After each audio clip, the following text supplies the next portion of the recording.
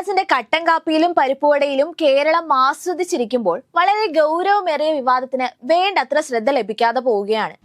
രണ്ട് മുതിർന്ന IAS ഉദ്യോഗസ്ഥർ തമ്മിലുള്ള പോരാട്ടവും ഒരു IPSകാരന്റെ വർഗീയവാദവും സംസ്ഥാന സർക്കാരിന് ഒരു കുലുക്കം നൽകിയിട്ടില്ലേ? അത് ആരെങ്കിലും ഒക്കെ ശ്രദ്ധിക്കുന്നുണ്ടോ? ഒരു IPS ഉദ്യോഗസ്ഥൻ ഹിന്ദു വാട്സപ്പ് ഗ്രൂപ്പ് ഉണ്ടാക്കിയതും രണ്ട് IAS ഉദ്യോഗസ്ഥർ തമ്മിലുള്ള പോരും സർക്കാരിനെ തന്നെ പ്രതിരോധത്തിലാക്കിയിട്ടുണ്ട്. IASകാരെ നിയന്ത്രിക്കാൻ പോലും പറ്റാത്ത വകുപ്പ് മന്ത്രിമാർ പകച്ചു നിൽക്കുന്ന കാഴ്ചയാണിപ്പോൾ സെക്രട്ടേറിയറ്റിൽ നിന്നും പുറത്തു വരുന്നതും. വ്യവസായ സെക്രട്ടറിയായ ഗോപാലകൃഷ്ണനാണ് മല്ലു ഹിന്ദു വാട്സപ്പ് ഗ്രൂപ്പ് ഉണ്ടാക്കിയത്. മല്ലു വാട്സപ്പ് ഗ്രൂപ്പ് വിവാദമായതോടെ തടിയൂരാനുള്ള ശ്രമമുണ്ടായി. മല്ലു വാട്സപ്പ് ഗ്രൂപ്പ് താൻ ഉണ്ടാക്കിയതല്ലെന്നും തന്റെ ഫോൺ ഹാക്ക് ചെയ്തതാണെന്നുമായിരുന്നു വ്യവസായ വകുപ്പ് സെക്രട്ടറി K ഗോപാലകൃഷ്ണന്റെ ആരോപണം. എന്നാൽ ആ പരാതി തള്ളി പോലീസ് അന്വേഷണം മുന്നോട്ട് പോയതോടെ കള്ളി വെളിച്ചത്തായി. ഫോറൻസിക് പരിശോധനയിലോ മെറ്റയുടെ വിശദീകരണത്തിലോ ഹാക്കിംഗ് സ്ഥിരീകരിക്കാൻ കഴിഞ്ഞില്ലെന്ന report Thiruvananthapuram city police commissioner DGPക്ക് കൈമാറിയതോടെയാണ് ഗോപാലകൃഷ്ണനെ സസ്പെൻഡ് ചെയ്യാൻ സർക്കാർ നിർബന്ധിതരായത്. ഇതോടൊപ്പമാണ് പഴയ കളക്ടർ ബ്രോ പ്രശാന്ത് IAS സംസ്ഥാനത്തെ സീനിയർ IAS ഓഫീസറായ ജയതിലകുമായി നേരിട്ടുള്ള പോരാട്ടത്തിന് വഴി തുറന്നത്. പരസ്യമായ അവഹേളനം പ്രശാന്തിന്റെ സസ്പെൻഷനിലെത്തി.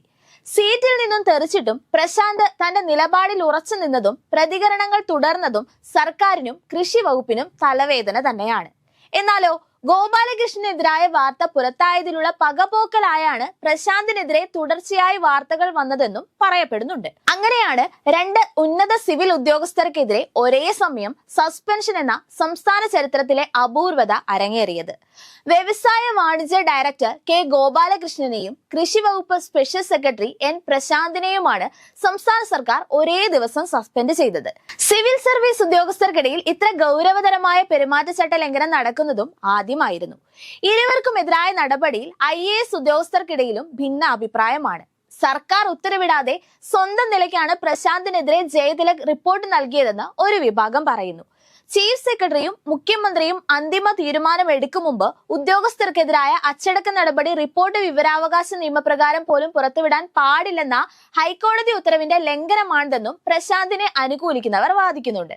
എന്നാൽ മുതിർന്ന ഉദ്യോഗസ്ഥന്റെ ഫോട്ടോ ഉൾപ്പെടെ ഉപയോഗിച്ച് സമൂഹ മാധ്യമത്തിൽ രൂക്ഷ പ്രതികരണം നടത്തുന്നത് അച്ചടക്ക ലംഘനമാണെന്ന് ജയതിലകിനോടടുപ്പമുള്ളവർ വാദിക്കുന്നു.